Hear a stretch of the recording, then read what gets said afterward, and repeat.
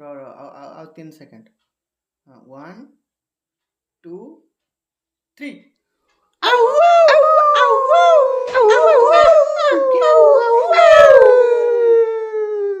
ସମସ୍ତେ କଲ? ସିଏ କ'ଣ ପାଇଁ ଆସିନି? ତମମାନେ କ'ଣ ଭାଇ, ତମମାନେ ଶିଆଳ ପିଢ଼ି କେମିତି ଆଗେଇବ ମୁଁ ତ କିଛି ବୁଝିପାରୁନି।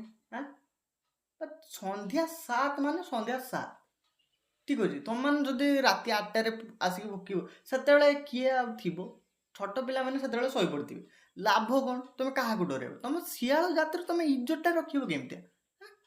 ଭାଇ ଏଜ୍ ଏ କ୍ୟାପ୍ଟେନ୍ ଦେଖ, ମୋର ଦାୟିତ୍ୱ ତମମାନଙ୍କୁ ବୁଝେଇବା। ତମେ ଖରାପ ଭାବ କି ଯାହା ଭାବ, ସନ୍ଧ୍ୟା 7ରେ ହୁକେହୁ କରିବ।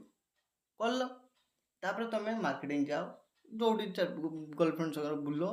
ମୋର କିଛି ମନେ ନାହିଁ, ମୁଁ କେବେ କିଛି ଅଟକେଇ ନାହିଁ। ରାତି 12ଟାରେ ପୁଣି ଆକ୍ଟିଭ ହବ। ରାତି 12ଟାରେ କ'ଣ ଶୋଇଯାଉଛ? ମାନେ ଏ ଯୁଗରେ କିଏ ରାତି 12ଟାରେ ଶୋଇଯାଏ? ମୁଁ ତ କିଛି ବୁଝିପାରୁନି। ଶିଆଳ ନାମର ଧିକ୍ ଭାଇ, ତମକୁ ମାନେ ଜାତିର ବାସନ୍ଦ କରିଦେବା କଥା। ନେକ୍ସଟ ଆଜି ଯଦି କିଏ ରାତି 12ଟାରେ ଶୋଇଯିବ ବିନା ହୁକେ ହୁ କରି, ଆଉ ନାହିଁ, ଆଉ ସିଏ ଏ ଜାତିରେ ରହିବନି ଭାଇ। ତ ମନେ ରଖ, ଟିକେ ମୋଟିଭେଟ୍ ରୁହ, ଠିକ୍ ଅଛି। ଟାଇମ୍ ଟୁ ଟାଇମ୍ ହୁକେ ହୁ କର। ଏଟଲିଷ୍ଟ ଶୀତ ଦିନେ ତ ଟାଇମ୍ ଟୁ ଟାଇମ୍ କର। ଗରମ ଦିନରେ ଛାଡ଼, ଏତେ କିଛି କେହି ଶୁଣେନି, କିନ୍ତୁ ଶୀତ ଦିନେ it's very necessary. Thank you.